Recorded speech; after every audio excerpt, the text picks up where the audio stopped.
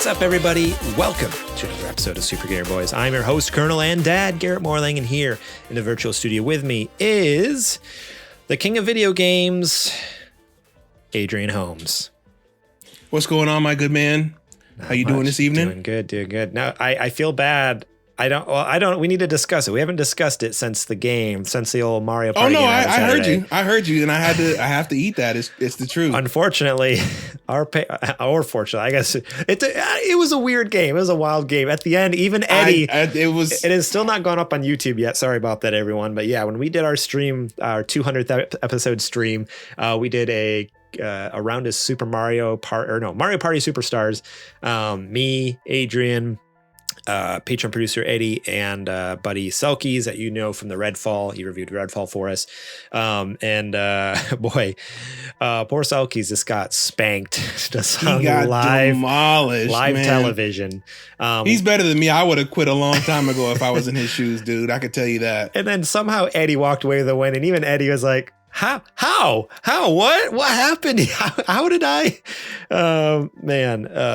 So yeah, very, very. Let's just say that the new Mario Party does not play by old Mario Party rules. But see, here's the weird thing, because I've mostly just played new Mario Party, and normally they give out 3 different stars. In my experience, right. It's always 3 bonus stars. So always. This was a fluke thing. Like, I've never had it only give out 2 stars. Unless they're only doing 2 in the new one. Well, that's what I'm saying, though. I've only played the new one, and they always give away 3 stars in the new one. Like, even the new one. In Superstars, every time I've played, it's always given out 3 stars. That's the first time it's ever given out 2. So I don't know if it's just random. Like, sometimes they only give out 2. Sometimes because most of the time it's been 3. I've played a lot of Superstars, and it's always been 3 stars. That's the first time I've had it give out 2. And so the game was rigged, you say? It was rigged from the start, apparently, in Eddie's favor somehow. I should have had that coin star locked up, dude. Yeah. Like you took that, you ran away from that, ran away with it from me, because I was up there for a while, and then you snagged it, and then somehow at the end Eddie had it. I don't even know how he got it, but it was it made no sense. Absolutely wild.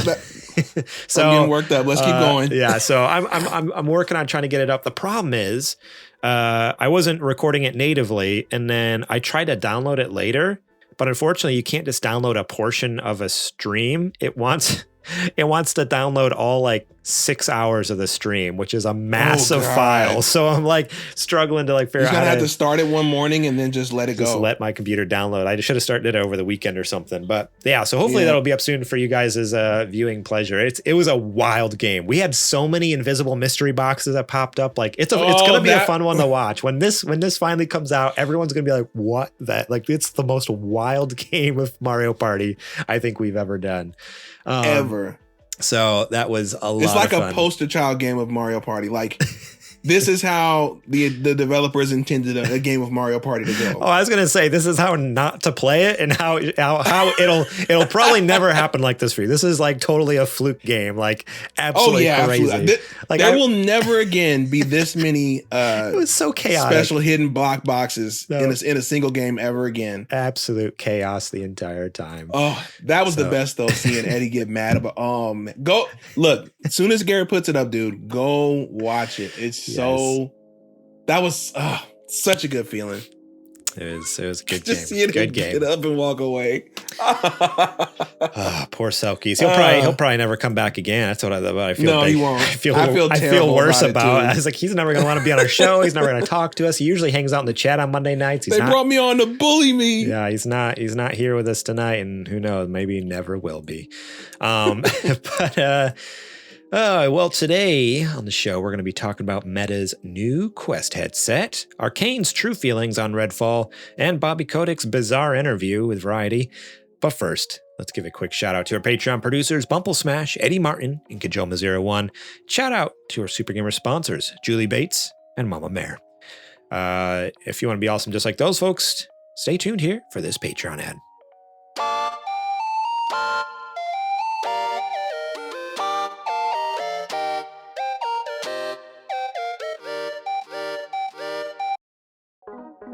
That's right. You can be awesome just like them by going to patreon.com/supergamerboys. Supporting us over there starting at just $1. That's right, $1. You get episodes early and ad-free, such as this show and Super Gamer Book Club, which I did not update my show notes here, but let's see if I can remember. The new episode that just went up this last Friday was Super Metroid featuring Patrick and Mark from the Nintendo Cartridge Society. That was season finale. Fantastic episode. Yes, season finale. So Super Gamer Book Club, at least on Patreon, is going on a break for a little bit. And I think the announcement was that we are bringing in a new show, probably not this month, but starting in July. Is that correct? We talked about maybe starting that up in July. So taking a month break and then coming in with something new, which if you support us on Patreon already, or even if you just watch social media, you will have seen that we came out with episode 1 of Super Later Boys. So that's what we're kind of looking to do in the future. Just that show that we've been talking about for years, we're finally doing it.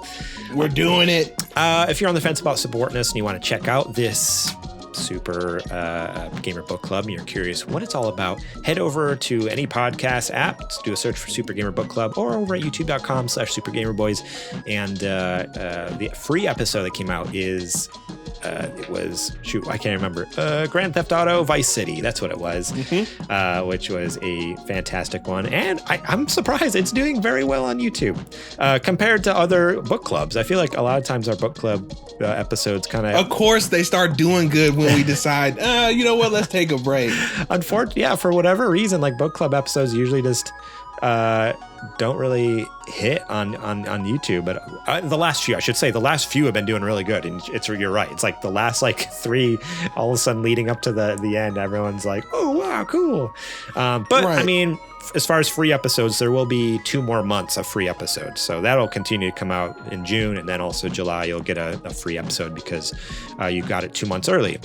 One thing to note with Super Later Boys, I think the intention is to always keep that a Patreon exclusive, so there will not be a public feed of that, so you'll definitely want to support us on Patreon for that. But let me see, what else did upcoming. Yep, no more Super Gamer Book Club. We talked about that. All right, we'll talk more about our Patreon later on the show in the second ad break. But for now, let's get back to the episode.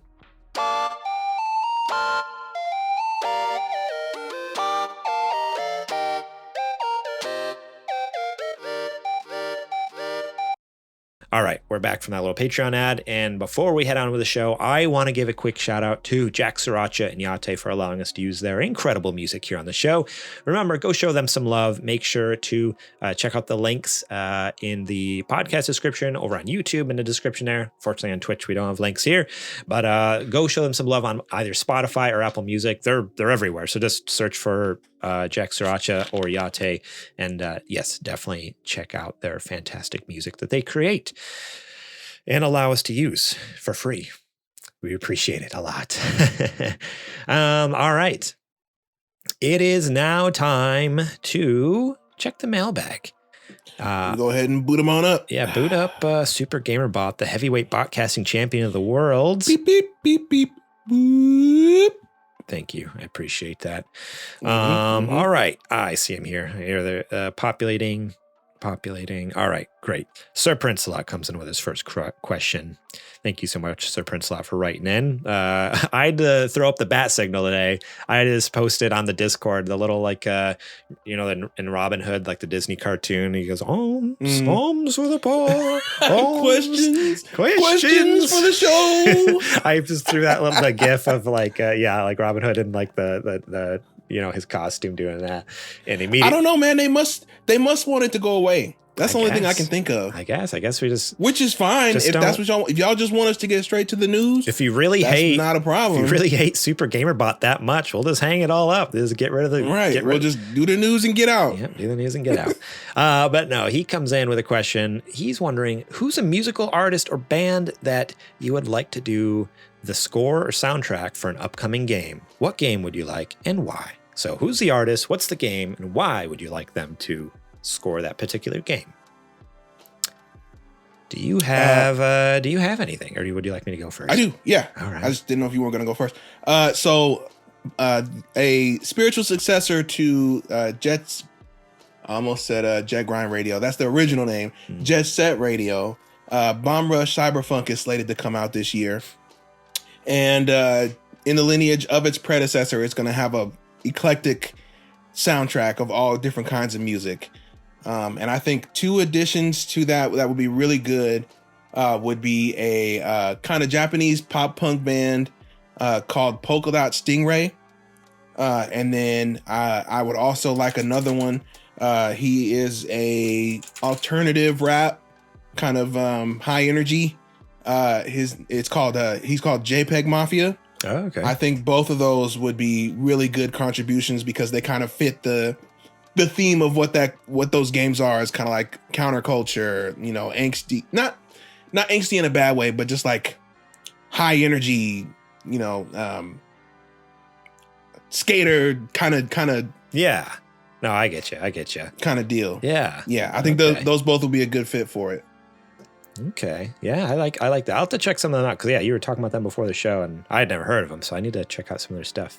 Get the feel for. I could send you a couple tracks. Do it. Yeah, you haven't updated your playlist. I have your playlist on my phone, and you haven't sent me. I know it's been a minute. It's been a while.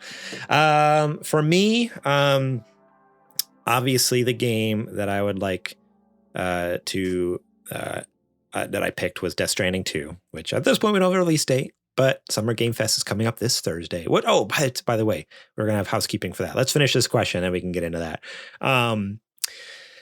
Yes, Death Stranding 2. So the original game was mostly, there was an original score by Ludwig Forssell, which is incredible. Love it. But it was soundtracked by Low Roar, essentially. There was very key emotional moments that, they utilize a lot of Low Roar's music. And unfortunately, this it was a few months back. I don't remember exactly when, but the main artist, because Low Roar is kind of like a group that kind of changes depending. There's always the main guy, and then there was kind of different people who'd come in and out and collaborate with him. Well, unfortunately, the main guy from Low Roar passed away this last year, and so as far as new music, obviously there's not going to be any new stuff, except for I think there is a new album coming out from unreleased stuff. He was in the middle of a project. Yeah, he was in the middle of a project when he passed away. And so I'm looking forward to that. But as far as the next game, I'm thinking how do you invoke that same feeling, but different? And already from the trailer, the only trailer we have from Death Stranding 2 has a very I don't know. It already feels okay, this is the next level. There's a little more action. There's some suspense, stuff like that. How do we evoke that kind of original feeling so it feels like a Death Stranding game, but it's, we're going up to now we're going from a 10 to an 11 now. And right. I thought Ghost Against Ghost would be a fantastic band. Very atmospheric, ambient kind of orchestral sound to it, which can kind of feel a lot like that Low Roar, but they're not afraid to pull out just crazy electric guitar riffs and some bombastic drums and just amping up. And again, it's already a very cinematic music. I love it. It's very fun to put on when I'm studying or working or whatever. So that's my choice. Ghost Against Ghost for Death Stranding 2 to kind of invoke that Low Roar flavor, but again, amp it up. All right, now things are popping off. Things are getting crazy here in Death Stranding 2. So now, would you want them to do the whole soundtrack or just contribute to it and then maybe have somebody else do some stuff? Or I think they could score the whole thing? I think similar to Death Stranding 1 situation, because Ludwig Forssell is incredible. I hope he does a sound that the orchestral, the main score. I hope he does that. But as far as the soundtrack, because I feel in my head those are different. There's a score and then there's a soundtrack. Yeah, they are. So I was just curious. I would hope Ludwig Forssell will still score the game, but then for those specific moments, as you come up over a hill or an emotional moment in a cutscene or something like that, it's that something from a selection of the big songs from, or even original songs from Ghost Against Ghost. I think that would be pretty awesome. So that is my pick there. As far as the housekeeping, we got to go back into that real quick because I mentioned Summer Game Fest there. We will be reacting to all the Summer Game Fest stuff. I'm hoping to get a schedule together and post it on social media so you can actually visually see what's going on. But the plan right now is Thursday at noon. We're going to be live reacting to Summer Game Fest. And then that evening at around 8 o'clock, we're going to live react to the Devolver. Or no, it's Day of the Devs. We're reacting. It's both Day of the Devs and Devolver. One after the other. Yeah. That evening. The reason being is I'm going to be single dadding it up that weekend. Judy's going to be out of town, and so I got to watch the kid. She's going to be around during that first during Summer Game Fest, but then she literally, like, as soon as that ends, I might need to even like cut it short, and that's like I got to take her to the airport, and then I got to put the kids to bed and stuff. So 8 p.m. Thursday, we're gonna get back on there, rewatch the stream from earlier for Day of the Devs and Devolver. Saturday morning, we're gonna do Wholesome Direct at 9 a.m. And then on Sunday, it's the Xbox Showcase. It's happening at 10, but again, we're gonna have to delay it till that evening. I think the plan is to do it at 7. Trudy comes back that day, so hopefully she'll be good to put the kids down to bed. I'm gonna be doing that. Right. So again, delayed. So if you want to watch it spoiler free with us, it's gonna be tricky. Stay off social media for the day. That's what I'm gonna be doing, blocking everything, muting everything. It's gonna be so tough. And then that way we can, just watch it all together and react to all the crazy announcements. And at this point, the plan is to do both the Xbox and the quote unquote Starfield Direct that they're doing afterwards, whatever that means. Right. So, and then I think that's it, right? There wasn't really, I think there's a PC showcase on Monday. Capcom one. Okay. I did not see that on Summer Game Fest website. They just announced it. I know we did that. I feel like we always do the Capcom one, and it's always disappointing. It sucked last year. Capcom and Square Enix are always like duds. Square's was terrible, but the last time we did a Capcom one, that was before they were on the roll that they're on now. That's true. So they might have good stuff to show this year. Okay, well, stay tuned because we might end up doing that, but we'll see. We'll see. But definitely the big ones. We want to make sure we hit those big ones. So yeah, Stay tuned to social media for like a graphic with a schedule there for you. And then come watch it here at twitch.tv/the Super Gamer Boys, and obviously we'll upload it to YouTube as well. All right, back to Selkies is in the chat. He has. Hey. We were talking about you earlier. We thought you'd never come back after good things. The unfortunate incident on the 200 episode stream where you got spanked by poor Mario Party. He says Capcom might be coming in hot. Yeah, we'll have to wait and see. But I mean, they've been coming out with some hot stuff. So. All right, let's get into this second and last question here from Kajoma01. He writes, what's the best Halo game and why is it Halo Reach? Okay, so Halo Reach is a fantastic game. Right. But is it the best Halo game? That's where you can debate, right? Because Kajoma just said the best, right? If we were talking about the best story in a Halo game, I think he would be correct for Reach having the best story. However, if we're talking about the best all-around Halo game package, it's 3. You get a good story, you get a great multiplayer, Forge you get mode. A great Forge. Forge was so good. Arguably the best Forge. Mm. So now, and that's where I'm saying. So my answer would be, if you're talking best Halo game overall, it's 3.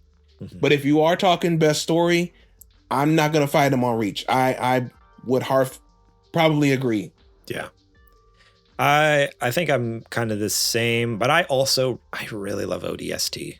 I love the game. That's also very good. I love the gameplay and the way the story is fed to you in ODST, like very kind of indirect and stuff like, because I mean, it's been a long time since I played it, but you're kind of a loner for most of it, right? And you're like slowly find people and stuff like that. But it's really just like environmental storytelling as you're going. A lot more dark and dreary feeling, and I don't know, I love, and you're not Master Chief. I love that. Like, it's like, this is so different. Just to be a standard. Same with Reach. Yeah, I guess that's true. But you're still like a Spartan, right? In Reach, right? But you're not like, and you're on a team. You're not Chief, and you're on a team in Reach. Yeah. So Where like that changes the dynamic as well. Where in ODST, like you're not even a Spartan, right? Like you're just a trooper. You're just a normal trooper. So it's like, yeah, I don't know. I really like that feeling. It's like, oh, okay, like this is no like a Halo game doesn't feel like a Halo game at all. Like I like that because of it. But I think I would agree. Like Reach definitely has a great story. And yeah, 3 Forge. I remember just hundreds of hours into Forge. Me and my brother and my friends. Dude, yes. Like that's all we did. Like I don't think we ever played just straight multiplayer. We would either do co-op, the campaign, just like do that over and over again, or just Forge mode and just build crazy things. This is so much fun. We definitely spent the most time in Forge, but we did play multiplayer, and we did do the campaign together on Legendary because we're maniacs. Yeah. I think we attempted Legendary. I don't know if we ever beat it. We did, whatever the second highest is, I think we definitely got through that, but Legendary, I think we tried a few times and whew, that's rough. Like it's one of those things where like a beating. It got to the point where I remember like is this doing whatever it could just to like cheese it. Like we know we can't actually do it with skill, so it's just like pop out and shoot. You throw these grenades now. Yeah, exactly. It was like totally cheesing it. You know, like all right, we're kind of cheating a little bit, but we got to do whatever we got to do. You know, hey, do what you got to do. Yeah, man, thousands of hours. I think probably. I wouldn't be surprised to see my play clock, especially in Forge mode, just making crazy levels and just playing whatever you could think of, and then just playing it with your friends late into the night, crying, laughing, man. Just like dropping a bunch of explosive boxes and just like blowing stuff to bits and just stupid things. Like so much fun. Those were the days. So good. Yeah, I mean that was my first Halo too, Halo 3. Like I traded in our PlayStation 2 and everything to get an Xbox 360, and then got Halo 3, and boy, that was quite an introduction. But apparently Halo 4 is better than that. Some people say the story is very good. I'll give it that. I think for the problem with 4 though, with Reach, or not 4, because Reach is not 4, right? That's a different game. No. Yeah. So the problem with Reach though, I enjoyed the story, but that was a game. So I was living overseas at this point. I was in Papua New Guinea. I was living in a dorm.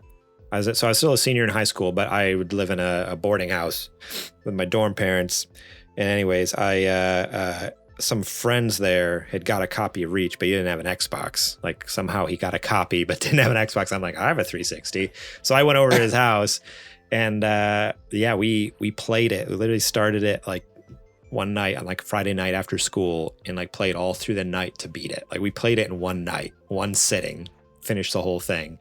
But and I think that's both like is a testament to how great it is, like the story is, because it sucked us in, but also like honestly looking back at Reach, like I could barely remember it because like that was the only, it wasn't my game. I didn't own it, so I literally played that one time, blitzed through the story and like together, and then like that was it. And so yeah, it's like a very like weird memory of Reach where it's like I remember it being incredible, but also like I don't have any other memories outside of that because like we didn't chill and play multiplayer or do anything. I was just like get through the story and then that was it. Like I think, or someone came and visited with the game. That's what it was. Someone was in town, had the game, and then they were leaving. So like we had to get it done like as soon as possible so that you could take it back.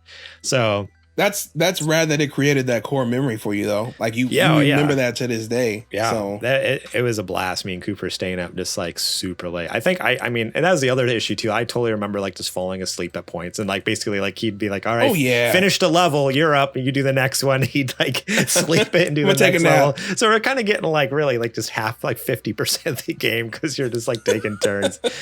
Absolutely wild. I mean, they're on Steam if you want to give it a go. Yeah, I mean, there's also on Game Pass, although I don't have that anymore. So that's why I said they're on Steam. Well, you know what's funny? I canceled my Game Pass, and then I got through Discord. I got like a free month of Ultimate. So like I still have it technically. I canceled it and then got another month for free through Discord because I have like Discord Nitro or whatever for our Discord. Oh, okay, that makes sense. But all right, that is it for the mailbag. Now it's time for the nerdy nudes. It's now time for the nerdy nudes. Before you go, okay. I just want to put a little 0.1 story on here because I don't know if we're going to talk about it. Okay. Your guy at the Apple Worldwide Developer Conference today showed up, made a little cameo. Heck yeah. And announced that Death Stranding is coming native to macOS for Macs with Apple Silicon. This is part of Apple's big push to be taken seriously in games. And I don't think they could have made more of a statement than by bringing the man out himself. So that when you texted me, I totally forgot the conference was going on. I was like working on work. I was working, and all of a sudden Adrian's like, dude, Hideo Kojima's on stage at the Apple conference. I'm like, what? I clicked on it, and just as it was showing like just a tail end of it, but it was like showing the trailer, and it was Kojima talking over it, like with subtitles, just essentially like talking about like using the new Apple Silicon and all this stuff, and bringing the director's cut to Mac OS. So right.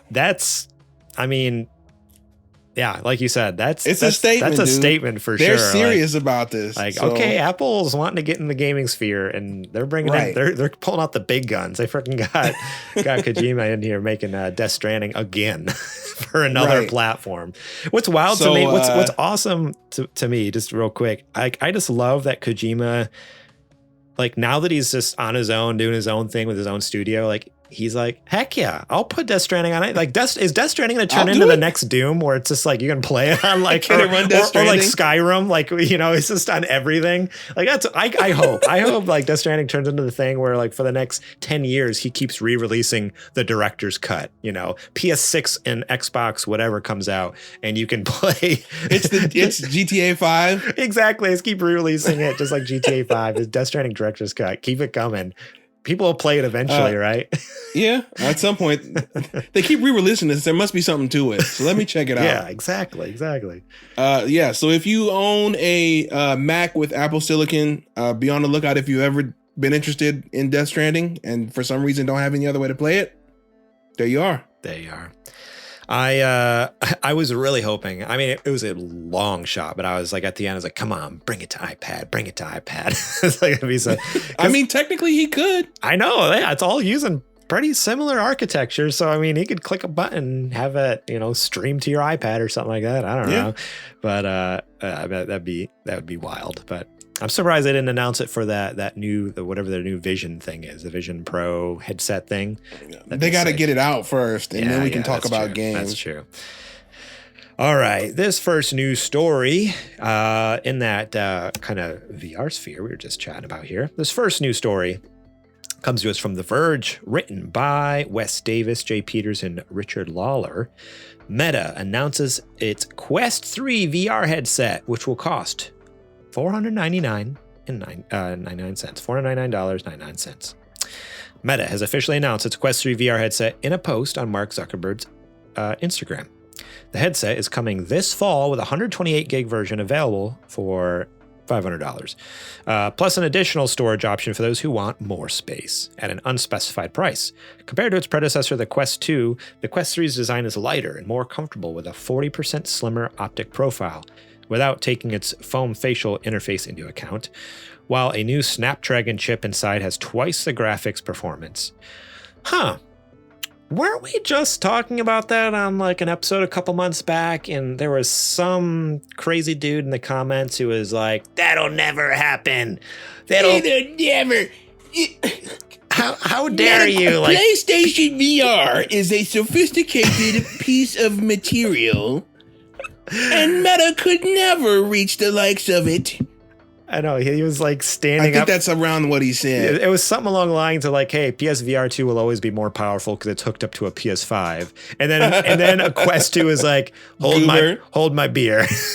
Right. Here, we're doubling the granted, like, it doesn't necessarily mean the Quest 3 is going to beat the PSVR 2 in any way, but just by doubling the graphics performance, like, that gets it pretty dang close. Like, we're very close now. We're right there. Like, we are right there. Hot on PSVR 2's heels, and it's completely wireless, which is wild. So let me continue here.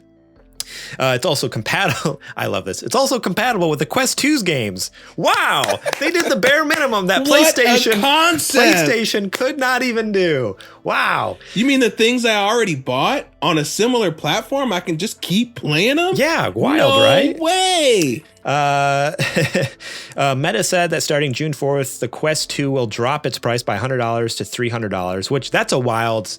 I don't know how we didn't talk about that. So apparently like 6 months ago, they pushed it back. They pushed it up $100, and now they're saying, "Oh, it's being discounted down to $300." Like, wait a second. No, it used to be $300. You just jacked it up like 6 months ago. Right. So inflation. That's what they were saying. It seems a little shady to me. And now it's back down to so it'll the be original price because the components are probably cheap again. I think it's I don't know. I think it's this kind of a scammy thing just because like, hey, the new one's coming out. This one's discounted and people who don't, we got to get rid of this inventory. People who don't know are going to be like, wow, it's so cheap. Where meanwhile, the rest of us are like, it was always that price. What are you talking about? If you're interested in Quest 3, you can sign up for more information. In addition, an upcoming software update for the Quest 2 and Meta's more expensive Quest Pro will increase their CPU and GPU performance and enable dynamic resolution scaling. That's wild to me that they can improve the quality of my Quest 2 just through a firmware update. Like, that's awesome. Sick. I can't wait to check out my Quest 2.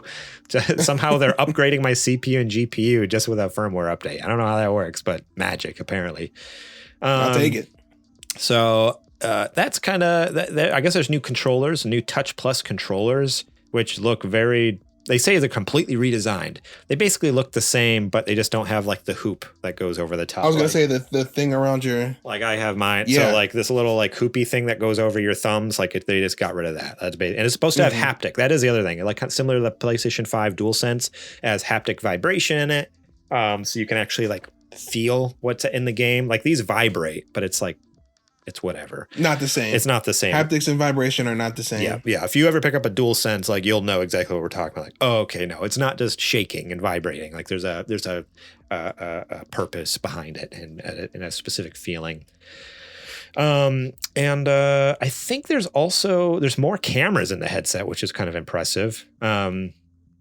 There's 4 cameras split evenly between the left and right sides, 2 of which are full color cameras and 2 standard. And a single depth sensor in the middle that can improve this headset's AR performance. So essentially, like it'll be not only the normal infrared cameras as a full color camera, and then with that new depth sensor, they've talked about in the little trailer that they put out that it's going to have more realistic like depth perception. So like when you're like, so I think in the trailer they showed there was like a chess game or something was on a table, and the guy like you can actually like reach out and in it, and it just feels more natural. Because even like in a VR headset, it can feel very much like things are just a little off because it's not really there 1-to-1 at times. Yeah. So like your hand's here, but like really it's kind of over here. Where the idea is like with this new sensor, like like. Your table's right here. All right. Well, like your table is there in the game, like that type of thing. Like everything's going to be a lot more accurate, more precise, which will make things more immersive. So I'm looking forward to that. I don't know if it's possible, but I'm down to like, I don't know if there's a way to trade in an old headset. Like, is that something you can do at GameStop and trade in your old, or like sell it on eBay, or sell your 2? Yeah. Sell the 2 and get, cause I don't know. I love my 2, and this 3 looks dope. Like everything I'm seeing about it sounds fantastic, but what do you think of it? So yeah, I'm absolutely picking up one of these. They have sold. I was sold when I watched the event about it, and Oculus Publishing showed that they had a gang of titles that they were on deck for. They actually have not games, just one exclusives, like other competing platforms, which I think are getting ready to be crushed by this, honestly. And I don't mean that in like a ha way. I mean that in like a, when you look at the numbers on the boards, it's a much better price point. It's $500 versus $900 to $1,000 for PSVR. You get your backlog of games that you've already paid for. They play fine or even better, depending on if developers want to update them. Mm-hmm. There's a gang of titles coming. The tech is much better than the 2 in a smaller form factor. It's also still cordless or corded if you want to do full on VR with a PC. You have that option. So on paper, this is the much better deal. Yeah. And I don't know how in good conscience and being a good steward of your money that you can choose PSVR over this when you look at what's on the table. I think Sony really either fumbled the bag with PSVR 2, or they just, I don't know, maybe they have some trick up their sleeve, but I don't really see it working out for them. And I really think they should have, and I say it all the time and I'll say it to this day, I think they should have taken that energy and put it into a portable. Yeah. After seeing the market since 2017 and seeing that portables are blowing up again. I mean, or at the, like, even if PSVR 2 just had backwards compatibility with PSVR 1, then it could be more compelling. That would be way more compelling. But the fact that the like hundreds of dollars in games that I spent for PSVR suddenly don't transfer over to PSVR 2 is absolutely What were they thinking with that? Wild. What were they thinking? Because so now I have to rebuy those hundreds of dollars worth of games if I want to play them again. If they I can't even play them because if they get updated to support 2. Exactly. If they even get updated to support 2, because that's the weird thing. Because technically PSVR 1 is compatible with a PS5, so like you can still play them. But imagine I don't know who over at Sony designed this, but like they want you, that means you have to own 2 headsets. You have to have a PSVR 1 and a PSVR 2 in order to play the full library, which is a bizarre thing. Like absolutely wild.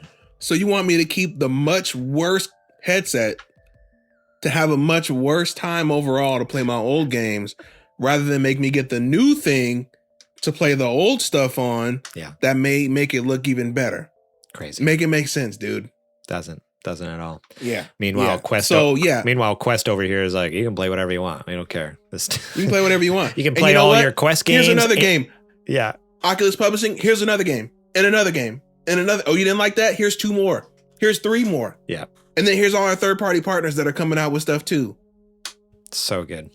And you just showed me off the bat you got support coming for at least the next 2-3 years. Yep. And with Oculus Link, like you said, it totally opens up. You can play anything on Steam. Like at that point, it's not even an Oculus thing anymore. Like even things that come out on it's a Rift. It's a Rift.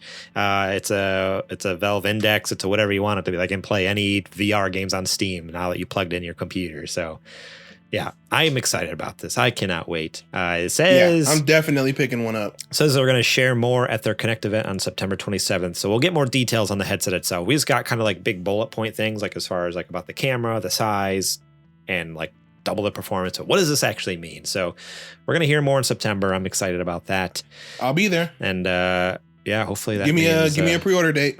I mean, if the event's in September, hopefully that means sometime in October, just in time for my birthday. So if you guys are wondering what to get me for my birthday, you can work it.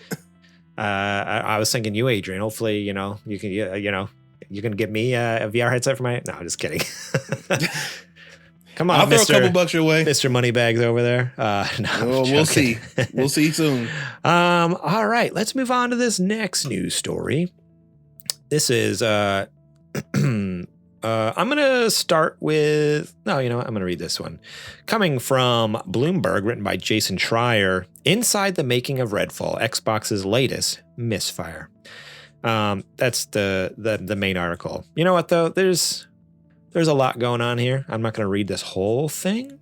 So I think what I want to do is go read that, go check out that article. I like what Paul Tassi over here did out Forbes. He kind of recaps it very well. So go check out Bloomberg.ca. That's the trick that Adrian showed me. And don't tell anybody else, all right? You guys? Go read Jason Schreier's. We read this on Bloomberg.com. Right. Jason Schreier's article all about Redfall with a connection that he had. But Paul Tassi writes, Redfall is the worst reviewed major release of 2023 and a black eye on Microsoft's first-party ambitions. A truly terrible game from a studio that previously produced greatness. What exactly went wrong here? Well, who was a better tale than Bloomberg's Jason Schreier? Schreier once again dug into a struggling, in this case, failed game and found what appears to be a combination of managerial incompetence when first conceiving Redfall and then a hands-off approach from new owners Microsoft when they might have avoided this altogether with some decisive action. The report, which I highly suggest you all read here, so definitely go read the full report, but talks about how Arkane was confused about being asked to make a multiplayer game in the first place, which did not lend itself to their traditional style of gameplay. It was also the plan for several years during its development that it was going to be a live service multiplayer game with microtransactions. Oh, woof. At release, the game did not have an in-game item shop, but it did promise future live service aspects, including 2 new sold separately classes. It's unclear whether those plans are still moving forward. When Redfall was released and scored badly, the game's developers were not surprised. The project had been pulled into too many directions, pushed into territory the developers were uncomfortable with, and chronically understaffed compared to larger live service games. But perhaps the most eye-popping quote of the entire piece is about Microsoft. The acquisition gave some staff at Arkane hope that Microsoft might cancel Redfall, or better yet, let them reboot it as a single-player game. So this game was in development before the acquisition, so what it sounds like. Yeah, and it sucked in. Yes, exactly. So they were hoping Microsoft would can it when they bought them, so that way they could make something different.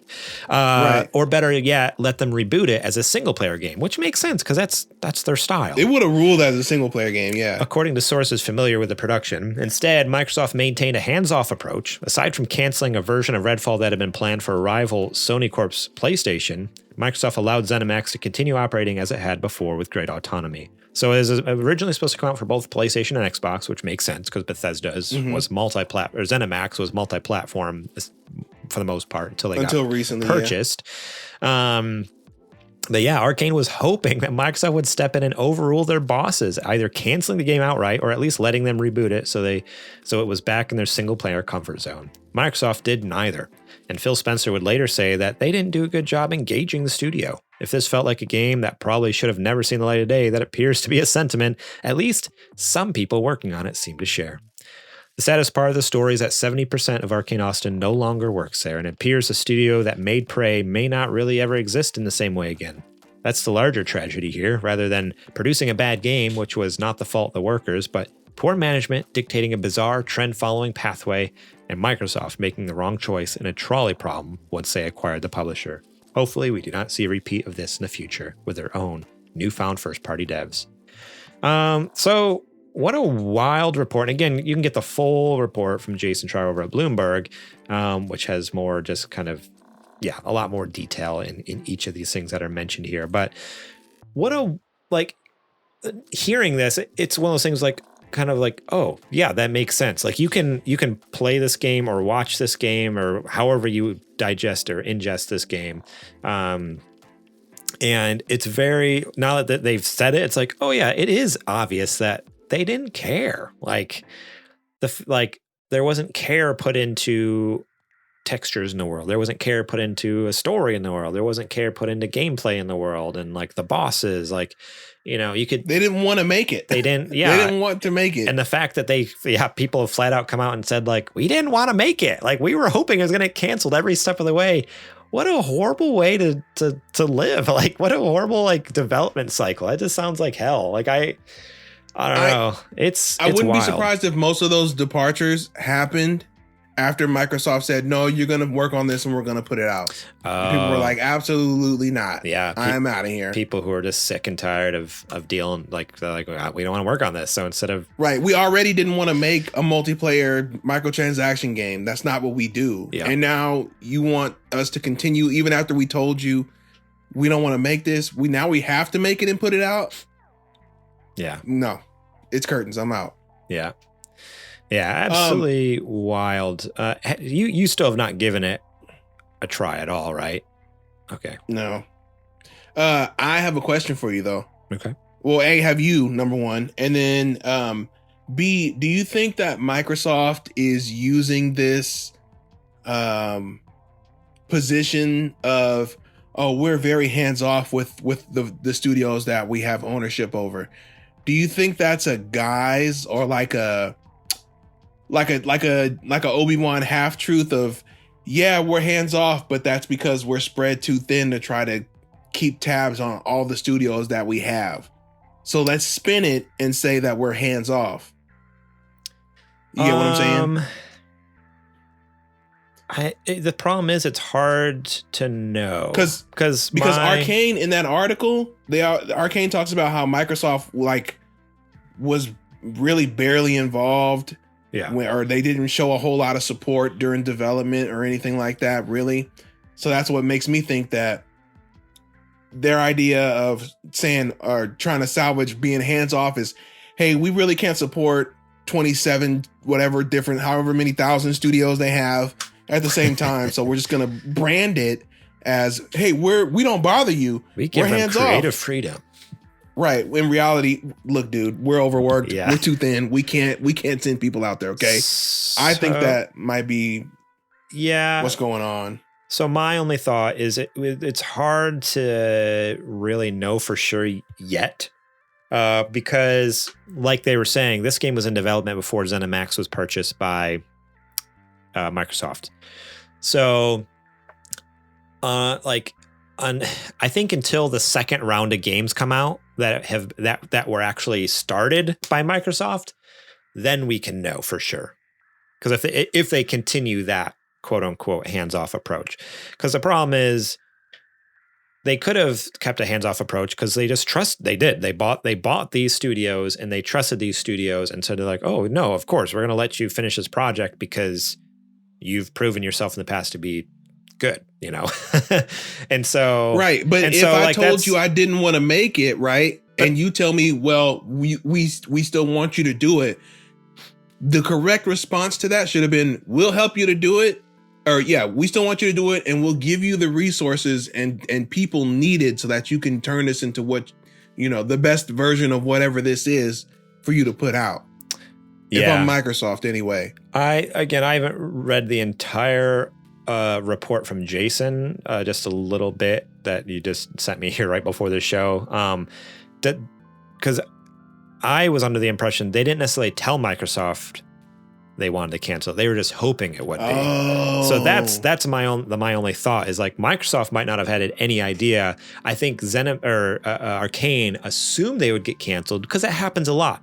A new studio gets acquired and whoever the new parent company is, just goes, cut, everything's gone. Like, we want you to make... You're working on this now. Exactly. So again, I haven't read the entire Jason Schreier article to know specifically, but according to the Forbes report from Paul Tassi, that his interpretation of Jason's article almost made it sound like they didn't necessarily because that was one of their complaints is like even the managers at Arkane weren't willing to communicate with, like, they were siding more with Microsoft, and so they weren't communicating what the general work populace was wanting. So for all Microsoft knew, which is crazy. Right. Microsoft might not even knew at all that there was a kerfluffle, because when they did check in, they were checking in with the managers. The manager's like, hey, everything's good. And then and the workers are like, no, tell them we want it canceled. Stop it. So that would also explain why Phil was so upset when he had to talk about it. Yeah. Maybe they sold him one version of development, and then the closer they got, when he came down to look at it, he was like, hey, yo, this sucks. What the heck How come is you didn't this? say anything? Right. And it's too late now. We already printed the disc and the box and all that. They're already at the store. Yeah. Thanks a lot, dude. Now I got to go and try to salvage this, Yeah. So again, I recommend going and reading just Jay Stroud's full article, because he might have some of those details in there. But I just wanted to really focus on just wow, it's so sad that they're basically just forced to make this game and hated it every step of the way. I couldn't imagine. And shuttered themselves at the end of it. Shot really just kind of shooting themselves in the foot for whatever the next project is. Not to their own fault. They're a fantastic studio. They just had to make a live service game, and they're a single player story driven studio. That's what they do. What was ZeniMax thinking? That's what I want to know. Because it was started off as Fortnite makes a lot of money. Let's do something like that. Yeah. The same thing every studio thinks. I guess. You see that Fortnite game? They're making a whole lot of money. Why don't we put that in our game? And then we'll make a whole lot of money too. Granted, our game is usually dog crap. I'm just trying to think though, like what are all the studios within? Because ZeniMax has to have a studio that's much better at multiplayer, right? Like besides Arkane, of all the studios. I'm not sure. I know they have Bethesda Game Studios. So they have. I know they have id. Yeah. They have Machine Games. Tango. Arkane. So actually, I'm looking at this list. Other than ZeniMax Online, they don't really have any multiplayer studios. Like most of these make single player. Yeah. So it was kind of, no matter who they picked, it was kind of not a good choice. Chasing trends, man. I'm so tired of it. And that's also, I know it's unrelated. That's what makes me worried about this big Sony Bungie initiative that they're doing, where I guess a big part of Sony's portfolio for the next year is they want to start chasing or have the majority of their catalog being just throw live services at the wall and see if one of them sticks. Oh yeah, what was that new one from Bungie? It looked cool, but I mean, like Marathon. Yeah, like same deal. That's one of them too. Yeah, throw it at the wall, see if it sticks. Yeah. And I think we didn't talk about the Naughty Dog game getting delayed. I don't think. No, we didn't have a show last week, so with that, and like we didn't talk about the PlayStation Showcase at all. Unless you go watch our reactions, which is up on YouTube. You can watch our reaction. It's over on youtube.com/SuperGamerBoys to see our full reactions to the whole event and a recap at the end. But my quick thought on that is I would honestly rather them cancel it at this point. I don't want their compromised vision of whatever this is going to be, like they were talking about, where I think Jason again was one of the ones who reported on this and said that the size of the team and the scope of the vision has been reduced dramatically. Yeah. I would rather them just cancel it. I don't want to see the compromise. I want to see what they originally were going to make. So if they can't do that, I don't want it. Yeah, it's so wild to me. Like, these are very competent studios, both Arkane and, speaking of Naughty Dog from the news last week that we heard, it seems so wild that either one of these studios would even just entertain the thought of putting out a half-assed product. Like, right. They know better. They are these are studios we look to when we want the pinnacle of quality. Like Arkane is made Prey and Dishonored and Deathloop. More recently Deathloop. All very, very fantastic games. Naughty Dog hasn't missed with Uncharted games and The Last of Us, and before that Crash Bandicoot and Jak and Daxter. And just incredible games. It just seems wild to me that these studios are all of a sudden fumbling the ball a little bit, and it's we can. It's because they're being given directives to do something like that they are A, not used to, and B, don't want to do. Yeah. Do you really think Naughty Dog wants to make a live service multiplayer game?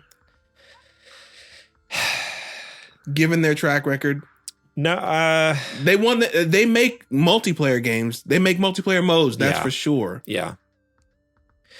Yeah, I mean, in the interviews, obviously, they make it sound like what's his name is, why can't I think of his dang name? The guy from Naughty Dog, the man. Druckmann. He makes it sound like it's his idea. He's all stoked for it, but yeah, I think you're right. A multiplayer mode is one thing, but to make a full-on game, that's a completely thing entirely. And I think that's I don't know.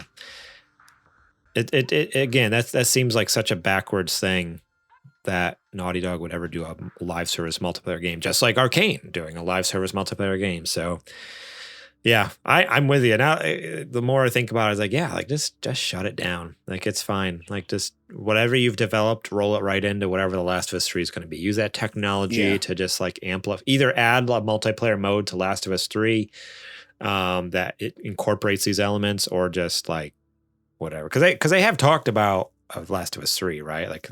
Most likely happening. I think there's some rumors going on where I think it's on the table. I don't know if they've 100% committed to it, but even still, Even with that, Last of Us 2, I feel like you've kind of missed the window at this point, right? We're 3 years out, right? Which is why they'd have to Last of Us Part 2. Yeah, where if they did do a multiplayer, continue without Train, like just add it into whatever Last of Us 3 is in another like 4 years or something, 3 years. Because I don't think this is. I think if they release this as Last of Us Part 2 additional content, it's not gonna hit. Just because of the length of time that it's been since Last of Us 2. Yeah. Not because it's not a good game, but people have moved on. There's other Sony exclusives coming out in the near future. So I don't know if this would have been the best time to actually do that. So yeah. So man, I hope whatever. It would have been more closer towards launch. Right. Well, I hope back to Arkane, whatever they put out next, I hope they can get back on track. Like, I hope now that Microsoft, now that their voice is being heard, finally, now that the game's out, be like, hey, we didn't want to do this. I hope Microsoft's like, okay, let's get you back to your roots. Let's get you back to a single player story. Let you like do what you do well and very, very well. So hopefully it was also heard hoping that the remainder of that 30% who's still there is maybe the higher ups. Because if you don't have higher ups to continue the Arkane vision and keep that standard of quality, then they're Arkane in name only. Right. Yeah. Again, they could come out with a single player game next and it could be trash as well because the heart and soul of the studio could be gone. So time will tell. Hopefully it's, only looking up for them. But yeah, we will see. All right, this last news story comes to us from The Verge, written by Ash Parrish. Activision Blizzard CEO denies culture of harassment and blames unions for the company's problems. We need a soundboard so I can just play like that.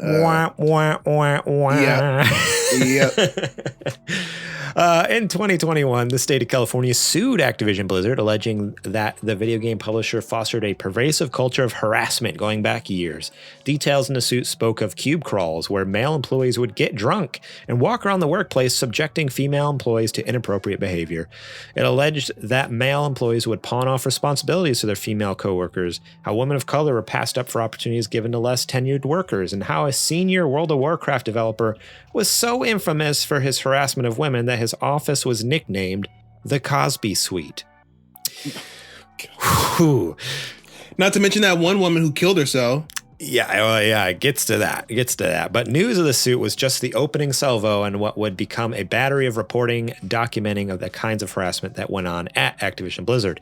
Current and former employees shared their stories, including how a woman was demoted for allegedly reporting her harasser, how a nursing mother had her breast milk stolen from company refrigerators, and how one employee's sexual harassment led to their death by suicide. Amidst that reporting, the Wall Street Journal released its own report accusing Activision Blizzard CEO Bobby Kotick of knowing about it, ignoring, and in some cases perpetrating harassment of his employees. Kotick has apologized for some allegations, including one where he left a voicemail threatening to have his assistant killed, but denied the others. Excuse me? That should have been the notifier right there. Like, what the heck? In a new interview with Variety, Kotick further denied that Activision Blizzard had any pervasive issues with abuse. Instead, he blamed labor organizers for the company's problems. We've had every possible form of investigation done, and we did not have a systemic issue with harassment ever, he said in the interview. But what we did have was a very aggressive labor movement working hard to try and destabilize the company. Good. Good. Shut it down. Kotick described the reporting done on employee harassment and abuse at Activision Blizzard as mischaracterizations while asserting that the company has a relatively low percentage of harassment complaints for its 17,000 employees. If you have one harassment complaint, that's too many, buddy. I don't care. Like, it doesn't matter if you have 5 employees or 30,000 employees. Like, you have one, that's one too many. That's one too many. A transparency report released Wednesday outlined the company's standing in relation to several stated goals, like increasing the number of women in employees and the number of harassment claims it received and acted upon. According to the report, the company investigated 116 complaints and was able to substantiate 31 of them, resulting in some kind of action. However, the report appears to omit the total number of claims it received. We also know that Activision Blizzard agreed to pay the Securities and Exchange Commission $35 million after it determined that the company did not have proper reporting structures in place. Activision Blizzard also settled its suit with the Equal Employment Opportunity Commission for $18 million, a settlement the state of California tried and failed to block, citing concerns that it would hinder its own case. Attorney Lisa Bloom, known for litigating high-profile harassment cases and counsels for Blizzard employees, called the same settlement woefully inadequate. Kotick went on to blame unions for many of the company's personnel issues. He also claimed to support unions, stating that he's not anti-union because he's a member of a union himself, joining SAG-AFTRA after his appearance in Moneyball, and because of his mother. I have a mother who was a teacher. I have no aversion to a union, he said. What I do have an aversion to is a union that doesn't play by the rules. This article goes on and more and more, but basically, Kotick is backed into a corner and just saying whatever he possibly can to try to clear his name, but he only seems to just dig the hole deeper, is what it feels like to me. You know what it is? He's worried about now he has to clean up his image because the Microsoft deal might not be going through. So the eyes are going to start to go back on him about, hey, since this deal's not going through, about all that stuff we heard earlier, since you ain't getting out of here now. Right. Because it was discussed before. Part of the deal was him leaving, like I said, like him, quote unquote, retiring. You know, and he was going to get a bonus and everything that people weren't stoked about, but at least he was gone. And so, now that this deal's not going through, like spotlight's back on him. Like, all right, what's going on with Activision? You've been cleaning things up over there. And he's like, no. I have a whole list of all the things I was going to do with that money I was going to make. I was making my bucket list. Absolutely wild. Especially with just like the mounting reports that just keep coming out of there. I don't know how you can just continue to just turn a blind eye to it. Like being a sociopath, that's how. I guess. Like, I don't know. Like, he wants to clear his name, but the fact, like, so yeah, part of that the transparency report, it said how many they investigated, and it said how many that they were able to substantiate. But yeah, like it says, it never said how many claims they actually got. They investigated 116, but did they get 116? There could have been 3,000. Yeah, or were there 3,000 that you're just ignoring? Like, it's like every step of the way, they're not doing themselves any favors. They keep trying to clear their name, but then they like just are omitting very important data that would help clear their name. So, which makes them look even more guilty. So it's like, come on, guys, like just give up, like get out of there. Bro, how is he trying to slide anything or deny anything when there's a literal voicemail of you threatening someone's life? Like, you're done after that. I know you're done. I don't know how. Okay, so I'm not the smartest guy. I didn't go to business school. I didn't even go to college. I don't have a degree. I'm an idiot. How do you continue to be the CEO of a business when there's literal actual proof and you've you basically like, yes, I did this. Like he said, I did, this is me. I'm sorry about it. There's actual proof of him telling someone, hey, I'm going to have you killed.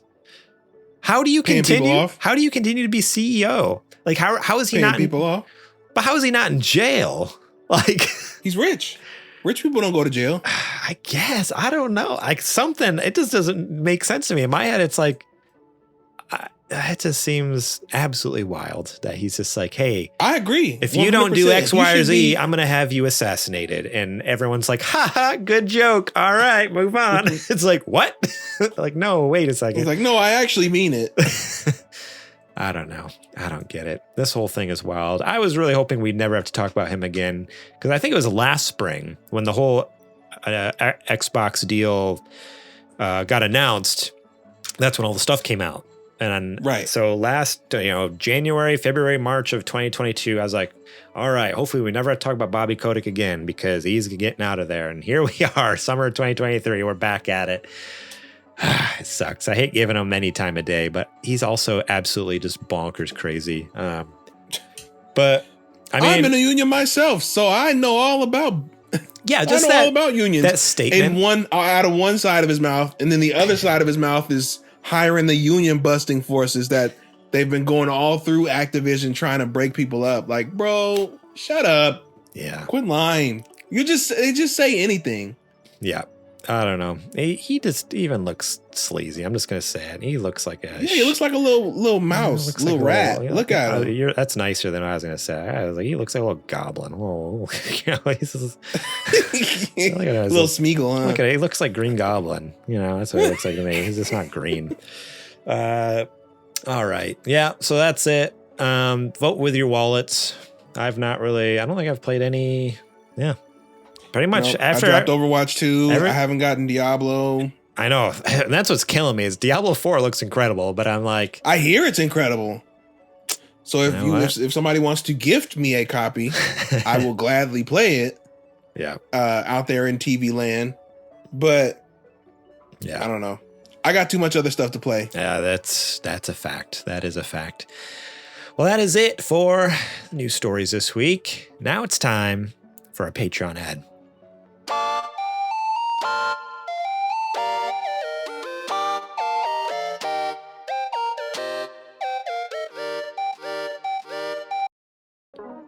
That's right. This is the part of the show where I tell you to go over to patreon.com/supergamerboys. Support us over there starting at just $1 a month. That's right, $1.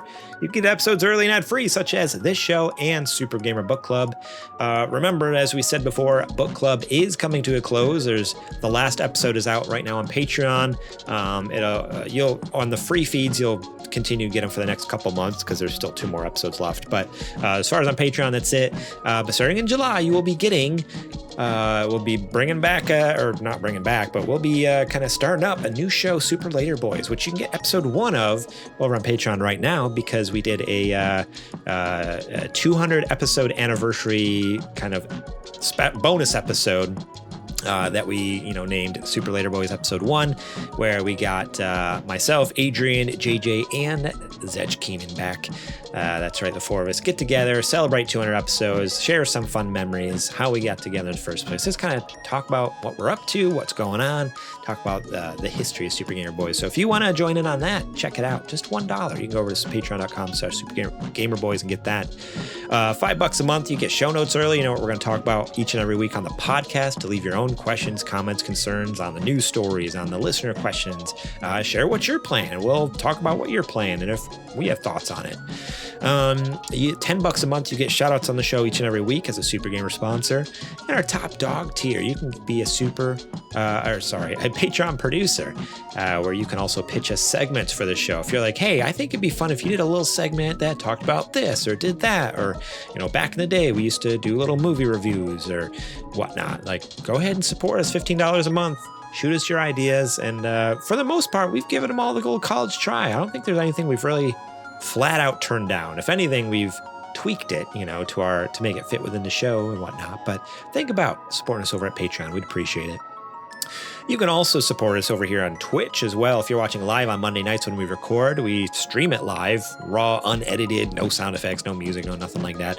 But we are here at twitch.tv/thesupergamerboys. And I want to remind you, if you have Amazon Prime, you have Twitch Prime Gaming, it's called.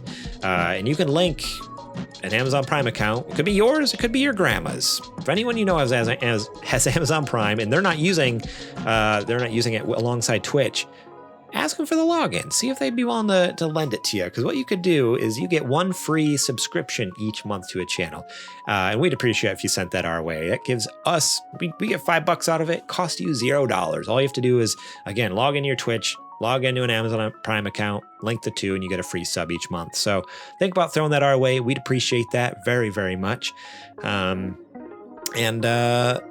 Without further ado, that is it. So let's get back to the show.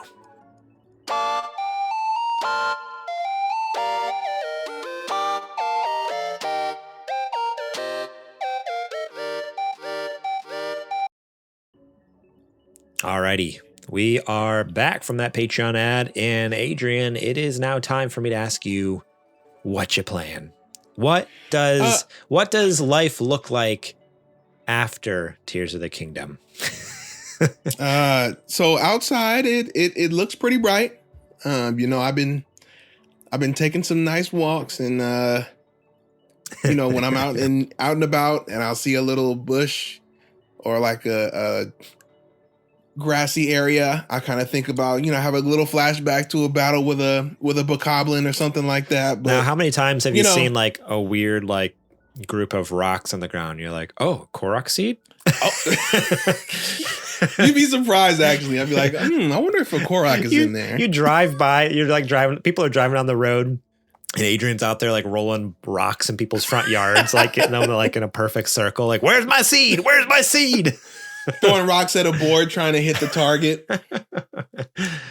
Oh man. I mean, it's nice. It's nice to finally have had that experience, and to be able to put so much time into it so quickly. Mm-hmm. I definitely feel like I don't feel like I was cheated out of the experience. I feel like I was able to get in there and literally just live it the entire time. Yeah. So for people who don't know, my final game clock was 127 hours in Tears of the Kingdom before I decided to go and finish it off. Absolutely incredible. And mind you, that is also with me leaving at, I'd say, at least a good 40% of the game not done. So if you went from top to bottom and did everything, you're probably looking at a good 250. That's so crazy. Before you go and finish, which is insane. But Breath of the Wild had that much stuff in it too. Yeah. Yeah. So that was pretty sick to finish.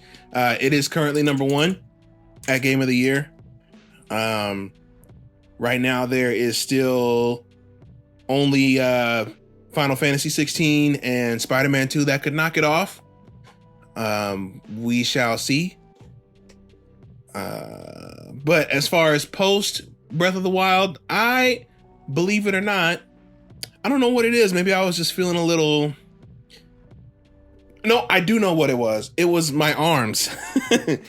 After playing Tears of the Kingdom for so long, the Switch is actually not very ergonomic. I don't know if you've ever. No, the Joy-Cons aren't great for long-term handheld use. That's for sure. Right. I've looked into getting those Joy-Cons. They make the Joy-Cons that have like a more like contoured like controller grip to it. I've been tempted a few times to pick some of those up because like the normal Joy-Cons like don't feel great, especially being spoiled with the Steam Deck. Like the Steam Deck feels so good because it's nice and round. Yeah. So being that I've had many a tired arm playing the Switch, I was like, I need something that's just a cohesive, strictly portable unit. So I went in my archives. I went digging, and I pulled out the old Vita. Ooh. Yeah, baby. And I've been playing a little bit of Gravity Rush, which is an excellent game. Realized I never finished it for some odd reason. Okay. So I went and decided to start over, and I've been playing through that. And I've also been playing Minecraft on Vita, which is extremely quaint compared to Minecraft of today, which I'm totally fine with. It has a finite world space and not nearly as many items, but that's fine. Give me my old man Minecraft and let me sit back and just build a brick house. I'm good. That's awesome. So updates haven't continued to roll out for Vita. I just assumed like no matter what, like Minecraft Everywhere was always being updated with the newest stuff, kind of like just in perpetuity kind of thing. I didn't realize that like they actually cut off certain systems and whatnot like that. Yeah, they had a big jump when they did it. Like it basically was a new engine, I would say, in a sense, for Minecraft. Is that with the Bedrock update? Mm-hmm. Okay. Mm-hmm. But even still, even if it was updated on par with the rest of the systems, there's no way Vita would be able to handle it. It's just light it can on barely fire. handle it right now. Right. So it's probably for the best that they decided to discontinue development. Heck, the Switch can barely handle it. That's what I have Minecraft on. I was going to say, that's true. I have Minecraft on the Switch and chugging. Oh man, like so many times. I mean, just on the main menu, it takes, like when I first fire it up, I can't even load into my game. It takes a good like 5 minutes for the menu to load in and for it to log me in and all that stuff. I like turn it on and I have to like walk away and go do something and come back to my Switch before I can even, and then I hit log in and then it like takes another couple minutes to load my world. Like it struggles on the Switch. Bad. Like it is so bad. So yeah, that's what I've been up to. But what have you been up to? I have been playing more Tears of the Kingdom, of course. I've been playing it at a slower pace. I mean, granted, I just don't have a ton of time, but so mostly just nights, just a few, like maybe for like an hour or two here or there. But I'm also like, same way I played Breath of the Wild, which, as you all know, I never finished Breath of the Wild. And a lot of that comes down to, because the way I played that game and now I'm playing this game is I'm not playing it to... I don't know, like the story's great, don't get me wrong. Like I'm interested in what's going to happen, but I'm honestly just more intrigued in the world and living in this world than I am the story. Like, which seems crazy, but to me, I'm like, no, it doesn't like, actually. Who cares about Zelda? Like, I just want to like live in this world. And like, that's what I did with the Breath of the Wild. Like it got to the point where I wasn't even doing quests and missions. I was just like collecting things and playing around with crafting or whatever, just like recipes for cooking and just, I don't know, just screwing on this world. That's what's turning with Tears of the Kingdom. I'm like, I've totally turned off my objective tracker because who cares? I don't care about any of the quest. I'm just like wandering around, seeing what I find. Oh, this is a cool little cave. What's in here? Like just living in this world and absolutely loving it. So I am, story-wise, I don't think I'm any farther than I was the last time we talked like 2 weeks ago. But I've just been having a blast, just like slowly just going through like section by section and finding things and absolutely loving it. I still feel like I don't fully grasp the whole building thing. Not that it's overly complicated, but I'm realizing like I just don't have the imagination people have to come up with the things. Like I scroll through Twitter and I'm like, wow, this guy literally made a Metal Gear Rex. Like he made Metal Gear. It literally has a railgun and, you know, like it has a thing on the shoulder. It looks like the radar dish or whatever, like that type of stuff. Like, oh, okay. This guy made a mech that he can jump into. And then he has a flying drone that accompanies him. And they're both covered in lasers and guns, and so he can walk into it like fortress and just blow everyone to bits. Like this is the stuff I'm seeing online, and meanwhile I'm struggling to even figure out how to get the glider to work. I'm like strapping fans on the back of this glider. I'm like, all right, let's get this baby. How many do I need? 6, 8? Yeah, I'll do whatever. Like, why isn't this thing working? Like I can't even get that to work, and meanwhile people are making Metal Gears and mech suits and all sorts of crazy stuff. So but I'm loving just experimenting and figuring things out there. But beyond that, I picked up Warhammer 40,000 Bolt Gun. So I started playing this a couple weeks ago. I think when it came out, I actually picked it up. So it was, when was that? It was the 24th or 25th. So a couple weeks ago now.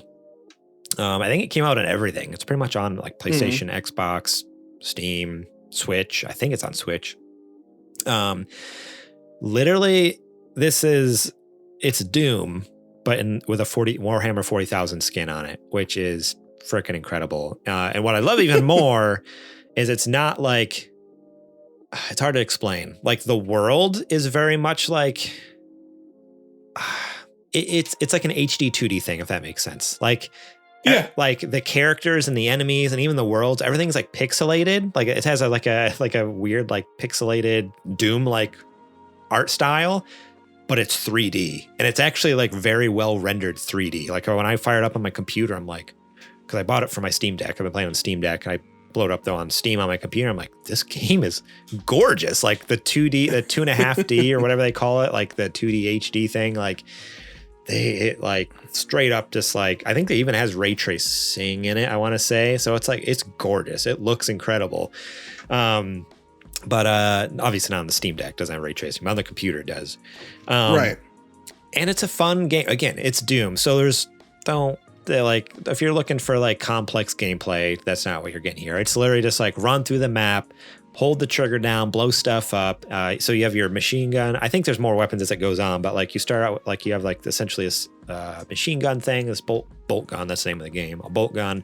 And then you have a chain sword, which is literally a sword with a chainsaw on it. So you have like a melee weapon and this gun, and you're just running through. And at the beginning, it's mostly like chaos cultists and chaos space marines and stuff. But I think as you go, there's more and more enemy types.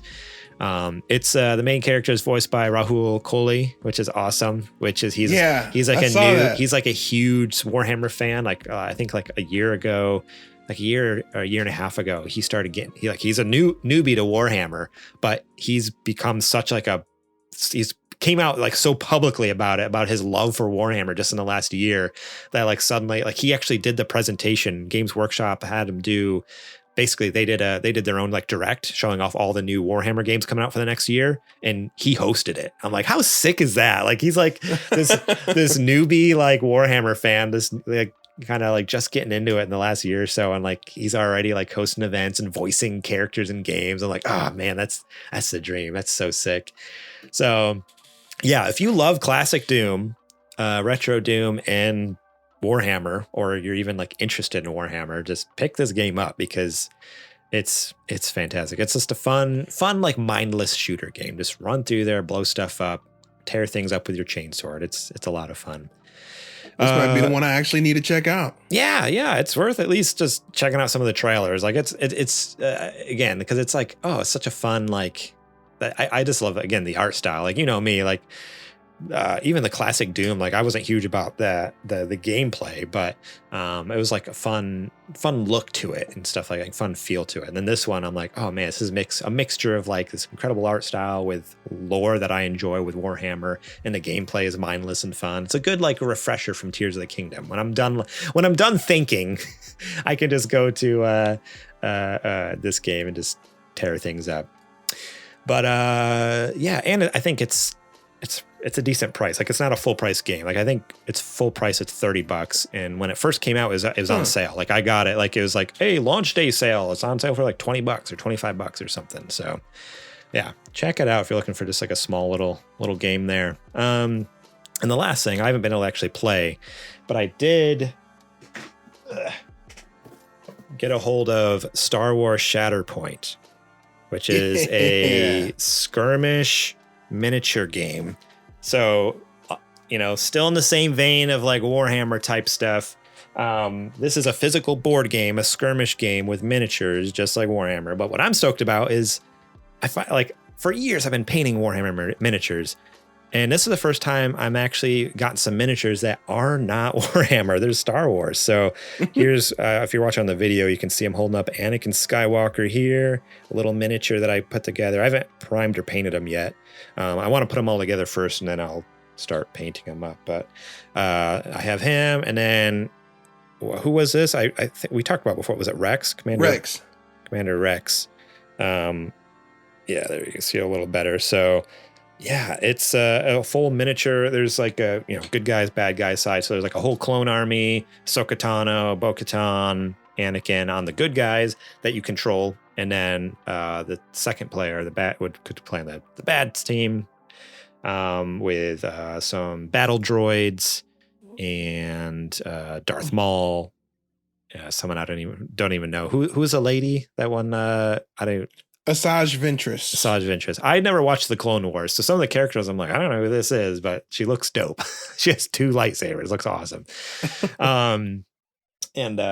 Yeah, so I'm excited to paint these up, honestly, but then also play it. Like it came with some awesome terrain pieces. Like, so when you play on the table, like you actually have these sick buildings that you can play it, like make like a little city with all the buildings and stuff like that. So I'm sure I'll be talking about it more once I'm able to play it. That might take a little bit. There's a lot of minis to paint up.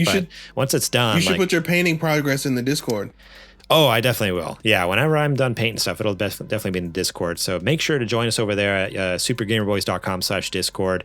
I'm sure it'll be going up on my social media too, which I'll mention those at the end of the show as well. But who knows? Maybe here and there I'll get back to streaming on Twitch again and doing a little painting streams or something. So we will see. All right. Well, that is it. Thank you all so much for listening to this episode all the way to the end here. We appreciate you. And if you just love what we do and want to help support us, if you're looking for a free way, if you're watching on YouTube, hit that like button, subscribe, totally free, and share it with your friends. Leave a comment even on the video. Any sort of interaction, whether you're sharing it, you're commenting on it, you're liking it, all that helps the video. We appreciate it very much. If you're over on podcast apps, leave a review on iTunes or Spotify. I think you can leave star ratings. You can leave your own worded reviews as well. Think about leaving some of those, helping the podcast out. If you want to help with supporting us financially, you can go to patreon.com/supergamerboys. And starting at just $1 a month, you can get stuff early and ad-free. And so you get something out of it. You're not just throwing us cash. You get some stuff early and ad-free, and as well as some other perks, as we mentioned in the ad. You can also buy some merch. sgbstore.com. Get some coffee mugs, stickers, t-shirts, whatever strikes your fancy over there. So go check that out. We got some fun stuff up over there. Shout out to Jack Sriracha and Yate for allowing us to use their music on our show. Once again, please, I beg you, go listen to them. Spotify and Apple Music. Go check them out. They're everywhere. Links are in the description on the podcast apps and down the show notes on YouTube here. Be sure to give them a listen. During the week, you can find us at supergamerboys.com, Twitter and Instagram at supergamerboys, and you can find us over on Twitter and Instagram. I'm at G Morlang, and Adrian, where can they find you at? I am at Homeboy.